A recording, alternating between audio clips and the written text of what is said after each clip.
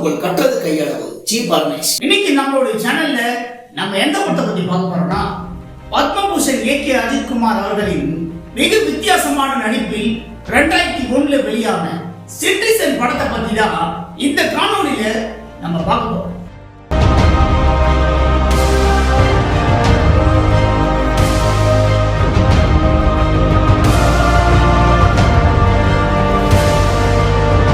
இந்த படத்துல பாத்தீங்கன்னா ஏ.கே. அஜித்குமார் அவர்கள் 9 வித்தியாசமான தோற்றங்கள்ல அவர் ஒருவர். இந்த படத்துல ஆண்டவர் கமலஹாசன் அவர்களுக்கு பிறகு பாத்தீங்கன்னா முதல் முறையா வித்தியாசமான தோற்றங்கள்ல நம்ம ஏ.கே. அஜித்குமார் அவர்கள் தான் நடிச்சார். இந்த மாதிரி ஒரு ரிஸ்க் எடுத்து 9 தோற்றங்கள்ல இந்த படத்துல அவர் நடிச்சிருப்பாரு. ஒவ்வொரு வித்தியாசமான தோற்றங்கள்ல தான் இந்த படத்துல வில்லன்களை, இந்த படத்தோட வில்லன்களை பாத்தீங்கன்னா கிட்னாப் பண்ற மாதிரி தான் இந்த படத்துல வச்சிருப்பாங்க. ஜட்ஜ், கலெக்டர், அதே மாதிரி கமிஷனர். இந்த படத்துல 3 பேரிய வித்தியாசமான தோற்றங்களை இந்த படத்துல இவர் கிட்னாப் பண்ணுவாரு. இந்த படத்தோட கதையை வச்சுக்கிட்டாரு இயக்குனர் சரண் சுப்பையா. எதற்காக இது பாத்தீங்கன்னா இந்த கிட்னாப் எதுக்காக இது பண்றாரு அப்படிங்கறத இந்த படத்துல லாஸ்ட் சீன்ல கோர்ட்ல தான் ஓபன் பண்ற மாதிரி தான் இந்த படத்தோட கதையை வச்சிருப்பாங்க. அது வரைக்கும் இந்த படத்துல பாத்தீங்கன்னா ரொம்பவே சஸ்பென்ஸா தான் இருக்கும். எதுக்காக இவங்களை கிட்னாப் பண்றாங்க, கிட்னாப் பண்றதுக்கு என்ன மோட்டிவ், டிபார்ட்மெண்ட்ல சவால் விடுவாரு. ஒவ்வொரு கிட்னாப் பண்ணும்போதும் அடுத்த கிட்னாப் இவங்கள தான் பண்ண போற, முடிச்சா தடுத்து பாரு சிட்டிசன் அப்படின்னு சொல்லிட்டு இந்த படத்துல போலீஸ் டிபார்ட்மெண்ட்டுக்கே பாத்தீங்கன்னா இவங்க சவால் விடுற மாதிரி தான் இந்த படத்தோட கதையை வச்சிருந்தாங்க. ஆனா உண்மையிலே பாத்தீங்கன்னா இவங்களை போலீஸால பிடிக்க முடியாது. இந்த கிட்னாப் பின்னாடி யார் இருக்காங்க அப்படிங்கறத போலீஸ் டிபார்ட்மெண்டால கண்டுபிடிக்க முடியாது. இந்த கேஸ அப்படியே சிபிஐ போயிடும். சிபிஐ விசாரணை பண்றது யாருன்னு கேட்டீங்கன்னா நம்ம நக்மா, ஜோதிகா அவங்களோட அக்கா. கமலஹாசன் அவர்களுக்கு பிறகு 9 வித்தியாசமான தோற்றங்கள்ல இவர் தான் ஃபர்ஸ்ட் டைம் நடிச்சாரு. கேட்டீங்கன்னா கமலஹாசன் அவர்களுக்கு பிறகு இதற்கு முன்னாடி பழைய திரைப்படங்கள்ல நிறைய கெட்டப்ல நடிச்சிருக்கலாம். அதை பத்தி நான் இந்த காணொலியில பேச விரும்பலை. இந்திய படத்தை பொறுத்த வரைக்கும் ஆண்டவர் கமலஹாசன் அவர்கள் ஒரு 3 தோற்றங்கள்ல அவர் வந்திருப்பாரு. வயதான தோற்றங்களை வந்திருப்பாரு. அதே மாதிரி சுதந்திர போராட்டத்தை காட்டுவாங்க, அப்போ ஒரு கெட்டப்ல வந்திருப்பாரு. அதே மாதிரி ஜெயில அடிச்சு போட்டுருவாங்க, அப்போ மீசை இல்லாம ஒரு கெட்டப்ல வந்திருப்பாரு. மொத்தம் பாத்தீங்கன்னா இவர் 3 தோற்றங்கள்ல இந்த படத்திலேயே அவர் நடிச்சிருப்பாரு. கமலஹாசன் அவர்களுக்கு பிறகு வித்தியாசமான தோற்றங்கள்ல நடிச்சது யாருன்னு கேட்டீங்கன்னா என்னை பொறுத்த வரைக்கும் பத்மபூஷன் ஏ.கே. அஜித்குமார் அவர்கள் தான். சவாலான கதாபாத்திரம், 9 வித்தியாசமான தோற்றங்கள்ல அவர் நடிச்சாரு. அதே மாதிரி இந்தியன் படத்தை ஆண்டவர் கமலஹாசன் அவர்களுக்கு மேக்கப் போட்டவர் தான் இந்த சிட்டிசன் படத்துக்கு போட்டிருக்காங்க. ஏ.கே. அஜித்குமார் அவர்களே சொன்னாரு, கமலஹாசன் அவர்கள் தான் என்னுடைய ஆசான் அப்படின்னு அவரே சொன்னார். ஏன்னா இந்த படத்துல பாத்தீங்கன்னா வயதான புதிய கதாபாத்திரத்துல வந்திருப்பாரு. இந்த படத்துல வெயிலா இருக்குவா அப்படின்னு சொல்லிட்டு வாய்ஸ் எல்லாம் இந்த படத்துல மாத்தி தான் பேசியிருப்பாரு. இந்த படத்தை பொறுத்த வரைக்கும் பாத்தீங்கன்னா சில காட்சிகள்லாம் பார்க்கும்போது ஏ.கே. அஜித்குமார் அவர்களுக்கு டப்பிங்கோ அப்படின்னு நமக்கே டவுட் வந்துடும். ஒன்றும் இல்லை, துப்பாக்கி எடுத்து போலீஸ் எல்லாம் டப்பா டப்பான்னு சொல்லுவாங்க, அங்கிருந்து மேல குதிச்சுட்டு சிட்டிசன் அப்படின்னு சொல்லிட்டு ஒரு சீன்ல சொல்லுவாரு. அந்த சீன்லாம் பாத்தீங்கன்னா ஒரு படத்திற்கு ஒரு நாள் கோஷம் போடுவாங்க, 2 நாள் கோஷம் போடுவாங்க. ரசிகர்களா இருந்தா பாத்தீங்கன்னா கிட்டத்தட்ட ஒரு 10 நாள் கோஷம் போடுறாங்க வச்சுக்கீங்க. ஆனா இந்த படத்துக்கு பாத்தீங்கன்னா எப்பப்பெல்லாம் தியேட்டருக்குள்ள போறோமோ இந்த ஏ.கே. அஜித்குமார் அவர்கள் சிட்டிசன் சொன்ன உடனே திரையரங்குகள் ஒண்ணுமே கேட்கல. அந்த லெவலுக்கு கைத்தட்டல் சத்தம் தான் கேட்டுது. எப்ப போனாலும் இந்த படம் கரகோஷமா தான் இருக்கும் கேட்டீங்கன்னா அந்த மாதிரி எடுக்கப்பட்ட திரைப்படம் தான் சிட்டிசன். ஏன்னா ஏ.கே. அஜித்குமாரோட நடிப்பு பாத்தீங்கன்னா ஒவ்வொரு காட்சிகளையும் அந்த தோற்றத்துல அவருடைய வாய்ஸ் மாத்தி பேசுவார். இந்த படத்துல கிட்னாப் பண்ற சீன்லாம் ரொம்பவே பிரமிக்க வைக்கிற அளவுக்கு தான் இருக்கும். ஒண்ணு இல்ல, காப்பி குடிச்சிட்டு ஒரு மியூசிக் போடுவாங்க. அதாவது படத்துல பேக்ரவுண்ட் மியூசிக் இந்த படத்துக்கு பேக்ரவுண்ட் மியூசிக் தான் உயிர் நாடு கேட்டீங்கன்னா ஏடிசி என்ற தேவா தான் இந்த படத்துக்கு இசையமைச்சிருப்பாரு. ஒவ்வொரு கிட்னாப் பண்ணும்போது வந்து பேக்ரவுண்ட் மியூசிக் தான் வந்து மிரட்டி இருப்பாங்க இந்த படத்துல. அதே மாதிரி இந்த படத்தை பத்தி நான் இன்னொரு விஷயத்தையும் சொல்ல விரும்புகிறேன். இந்த படம் பார்த்தீங்கன்னா சில காட்சிகள்லாம் ஏகே அஜித்குமார் அவர்கள் இந்த படத்தோட கதாநாயகன் பார்த்தீங்கன்னா கிட்னாப் பண்ணும்போதுலாம் வந்து எழுதி பேப்பர் வந்து சிட்டிசன் அப்படின்னு சொல்லிட்டு தூக்கி போடுவாரு. இந்த காட்சிகள்லாம் வந்து பார்க்கும்போது வந்து ஆண்டவர் கமலஹாசன் அவர்கள் நடித்த இந்தியன் படத்தை தான் வந்து ஞாபகப்படுத்துது. இது வந்து பார்த்தீங்கன்னா இது படத்தை பார்த்த ஆடியன்ஸ் மட்டும் சொல்லலை, இந்த படத்தை பற்றி விமர்சனம் எழுதும்போது சில மீடியாக்கள் கூட எழுதினாங்க. இந்த படத்துல சில காட்சிகள்லாம் வந்து இந்தியன் படத்தை வந்து ஞாபகப்படுத்துற மாதிரி தான் வந்து இயக்குனர் வந்து டைரக்ஷன் பண்ணியிருக்காரு அப்படின்னு. இந்த படத்தை பொறுத்த வரைக்கும் பார்த்தீங்கன்னா ஃபர்ஸ்ட் ஹாஃப் ஃபுல்லாவே வந்து இப்படிதான் ஓடிட்டு இருக்கும். கிட்னாப் பண்ணிட்டே இருப்பாரு. எதுக்காக வந்து இந்த 3 பேரையும் இந்த படத்துல வந்து கிட்னாப் பண்றாங்க, மோட்டிவ் என்ன? நக்மா பார்த்தீங்கன்னா இவங்க தான் வந்து இந்த கேஸை வந்து கண்டுபிடிக்கிற மாதிரி இருப்பாங்க. சிபிஐ தான் வந்து கண்டுபிடிச்சி இவங்க பிடிக்கிற மாதிரி தான் இந்த படத்துல வச்சிருப்பாங்க. கோர்ட்ல போய் வந்து இவங்க நிறுத்துவாங்க. கோர்ட்ல நிறுத்ததுக்கு அப்புறம் தான் இந்த படத்தோட பிளாஷ்பேக்கே வந்து ஓபன் பண்ணுவாங்க.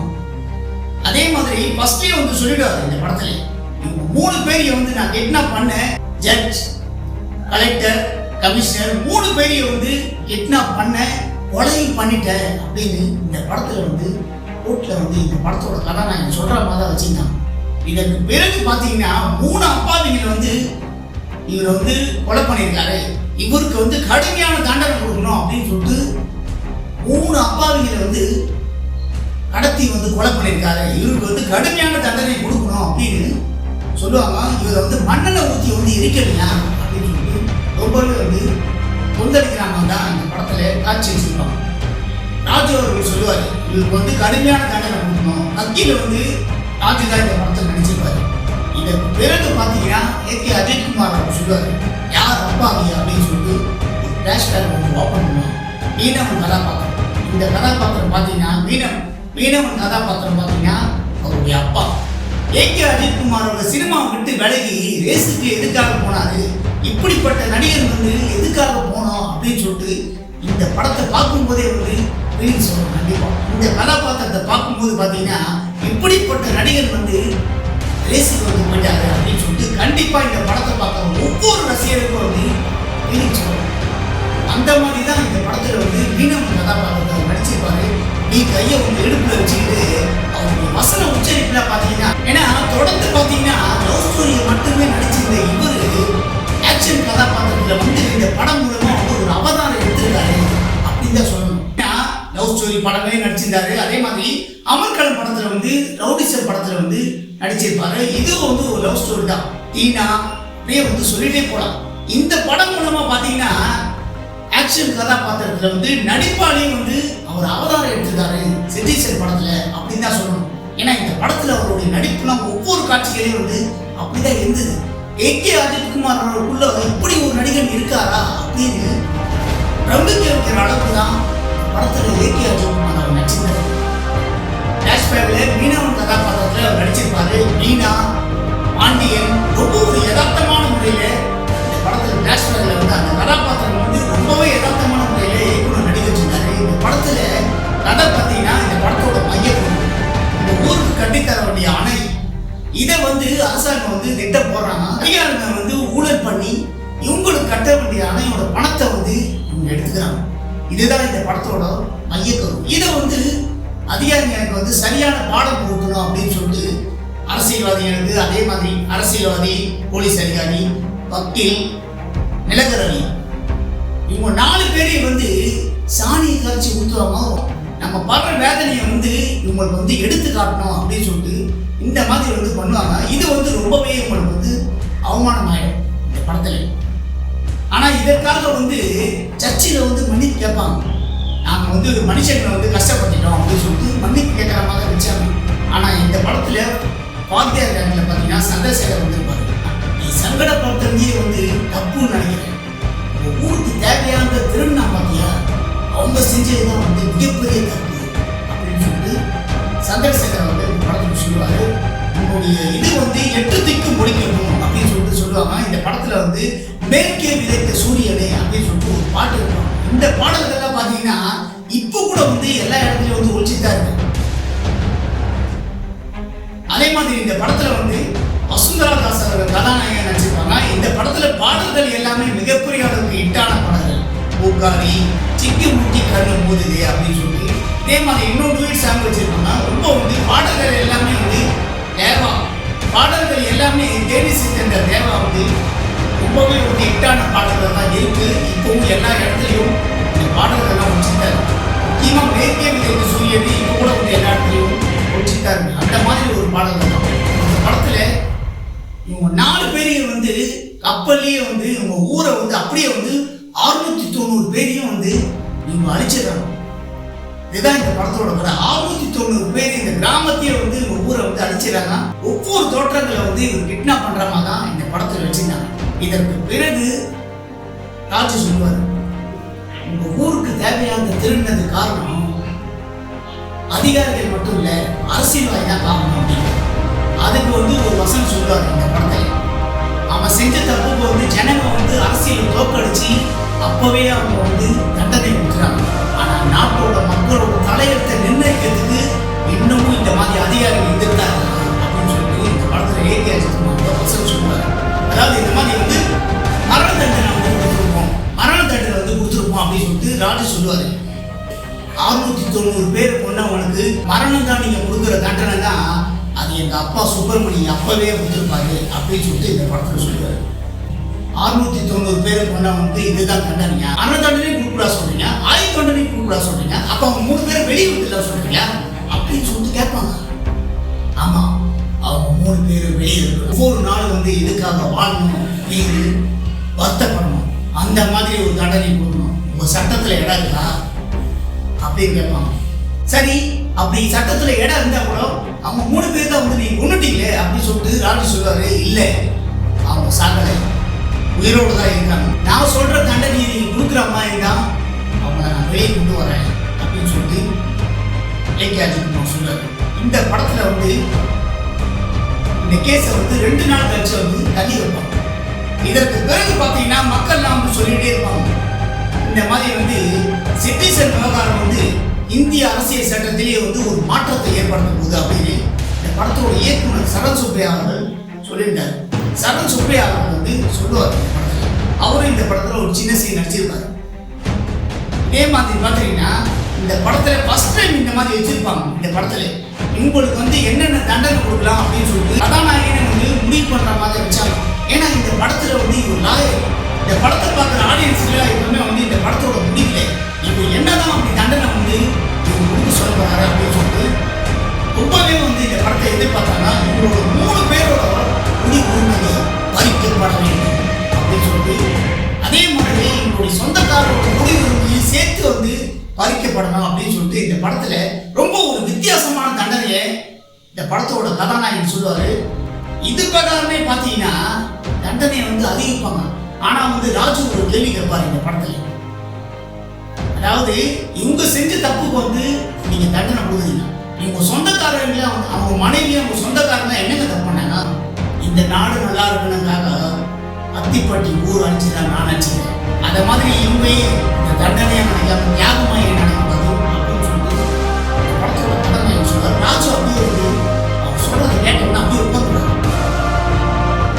அந்த படத்துல பாத்தீங்கன்னா தான் நல்லா இருக்கணும் அப்படிங்கிற மத்தியிலே இந்த நாடு நல்லா இருக்கணும்னு நினைச்சு சிட்டிசன் செயல்படுறாரு அப்படின்னு சொல்லிட்டு இதற்காக வந்து அவர் விடுதலை பண்றோம் அப்படின்னு சொல்லிட்டு படத்துல வெளியே வருவாரு. ரொம்பவே வந்து கூட்டத்துல ரொம்ப பிரம்மாண்டம். கூட்டத்துல பாத்தீங்கன்னா சங்கர் படத்துல வந்து பிரம்மாண்ட இயக்குனர் சங்கர் அவர்கள் காட்டின மாதிரி நல்ல ஒரு கூட்டத்தை வந்து இந்த படத்துல காட்டியிருப்பாங்க. விடுதலை பண்ணிவிடாம அவருடைய காதலி பாத்தீங்கன்னா அவங்க கண்ணுல இருந்து தண்ணியை வந்து அப்படியே தொடப்பாங்க. அஜித்குமார் அவர்கள் இவர் பார்த்து வந்து ஸ்மைல் பண்ணுவாங்க. ரொம்பவே வந்து பிரமாதமான முறையில் இவங்க 2 பேரும் நடிச்சிருப்பாங்க. ஃபர்ஸ்ட் ஹாஃப் ஃபுல்லாவே பாத்தீங்கன்னா இந்த படத்தோட கதாநாயகி வசுந்தரா தாஸ் அவர்கள் வந்து சுத்தி வந்து இவரை லவ் பண்ற மாதிரி வச்சிருப்பாங்க. ஆனா வந்து இவர் வந்து அவாய்ட் பண்ற மாதிரி தான் பண்ணுவாரு. லாஸ்ட் சீனை பொறுத்த வரைக்கும் இந்த படத்துல வந்து இவர் காதலை அக்செப்ட் பண்ற மாதிரி தான் வச்சிருக்காங்க. ஆண்டவர் கமலஹாசன் அவர்களுக்கு பிறகு நடிப்புல ரொம்பவே வந்து வித்தியாசமான தோற்றங்கள்ல நடிப்புல ரொம்பவே சவால் விட்டு நடிச்ச ஒரு நடிகர் பாத்தீங்கன்னா நம்ம ஏகே அஜித்குமார் அவர்கள் தான். 9 வித்தியாசமான தோற்றங்கள்ல அவர் நடிப்பாலேயே வந்து மிரட்டினார். ஃபர்ஸ்ட் கதாபாத்திரம் பாத்தீங்கன்னா கதாநாயகன் வந்து சாதாரண கேட்டப்ல தான் வருவார் தோற்றங்கள். ஆனா இந்த மீனவ தோற்றம் வயதான பேசுவாரு. மீனவன் கதாபாத்திரத்துல வந்து ஏகே அஜித்குமார் அவர் மிரட்டி இருப்பாரு இந்த படத்துல. என்ன கேட்டீங்கன்னா 2001 வெளியான இந்த திரைப்படம் மிகப்பெரிய அளவுக்கு வெற்றியை தான் அடைஞ்சிருக்கு. இந்த படம் வந்து சில பேர் வந்து படம் வந்து ரீச் ஆகல அப்படின்னு கூட சில பேர் வந்து சொல்லலாம். ஆனா இந்த படம் பாத்தீங்கன்னா 25 கோடி வசூல் சாதனை பண்ணியிருக்கு. அதே மாதிரி 2001 மிகப்பெரிய அளவுக்கு ஹிட்டான ஒரு திரைப்படம் சிட்டிசன். இந்த படத்தை வந்து ரீமாஸ்டர் வெர்ஷன்ல மறுபடியும் இப்ப 2026 ரீரிலீஸ் பண்ணா ஏகே அஜித்குமார் ரசிகர் மத்தியிலும் மக்கள் மத்தியிலும் மிகப்பெரிய அளவுக்கு கிடைக்கும். ஏன்னா அந்த மாதிரி ஒரு திரைப்படம் தான் சிட்டிசன். அதே மாதிரி இந்த படத்துல நடிச்ச நடிகர்களை எல்லாரையுமே வந்து இந்த படத்துல நடிச்ச நடிகர்களை பார்த்தீங்கன்னா ரொம்பவே யதார்த்தமான முறையில இயக்குனர் சரண் சுப்ரியா அவர்கள் நடிக்க வச்சிருந்தாரு. இந்த படத்தை பார்த்தீங்கன்னா எஸ் சக்கரவர்த்தி அவர்கள் தான் ப்ரொடியூஸ் பண்ணியிருப்பாரு, அதாவது நிக்காஸ் ப்ரொடக்ஷன். இப்போ நம்ம வெளியிட்டிருக்க இந்த சிட்டிசன் படத்தோட காணொலியோட நோக்கம் என்னன்னா, என்னை பொறுத்த வரைக்கும் ஆண்டவர் கமலஹாசன் அவர்களுக்கு பிறகு 9 வித்தியாசமான தோற்றங்கள்ல அவருடைய நடிப்பால பிரமிக்க வைக்கிற அளவுக்கு நடிச்ச ஒரு நடிகர் யாருன்னு கேட்டீங்கன்னா ஏகே அஜித்குமார் அவர்கள் தான். இந்த காணொலியோட நோக்கமும் இதுதான். ஏன்னா ஏகே அஜித்குமார் அவர்களுக்கு பிறகு வேணா கமலஹாசன் அவர்களுக்கு பிறகு இந்த மாதிரி நடிச்ச ஒரு நடிகர் ஏகே அஜித்குமார் அவர்கள் தான். இதற்கு பிறகு வேணா நானும் வந்து வித்தியாசமான தோற்றத்தை போடுறேன் அப்படின்னு சொல்லி நிறைய நடிகர்கள் வந்து அப்படியே வந்து ஏகே அஜித்குமார் அவர்களுக்கு பிறகு நடிச்சிருக்கலாம். அதே மாதிரி இதே மாதிரி ஒரு திரைப்படம் சியான் விக்ரம் அவர்கள் நடித்தாரு, சாமுராய் அப்படின்னு. இந்த படம் பார்த்தீங்கன்னா சிட்டிசன் படத்தை பார்க்குற மாதிரி தான் இந்த படம் வந்து சாமுராய் இருக்கும். ஆனால் இந்த படம் வந்து அந்த அளவுக்கு சியானாவோட ரசிகர் மத்தியில் ரீச் ஆகல. படம் வந்து சாமுராய் படம் படு தோல்வியை தான் சந்திச்சிருக்கு. இப்போ ஆண்டவர் கமலஹாசன் அவர்களுக்கு பிறகு 9 வித்தியாசமான தோற்றங்கள்ல ஏகே அஜித்குமார் அவர்கள் தான் நடிப்பாளர் பிரமிக்க வச்சாரு அப்படின்னு சிட்டிசன் படத்தை பத்தி நம்ம கொடுத்திருக்கிற இந்த காணொலியை பத்தி நீங்க எல்லாரும் என்ன நினைக்கிறீங்கன்னு உங்களுடைய கருத்துக்களை என்னுடைய கமெண்ட் பாக்ஸ்ல எல்லாரும் மறக்காம பதிவு பண்ணுங்க.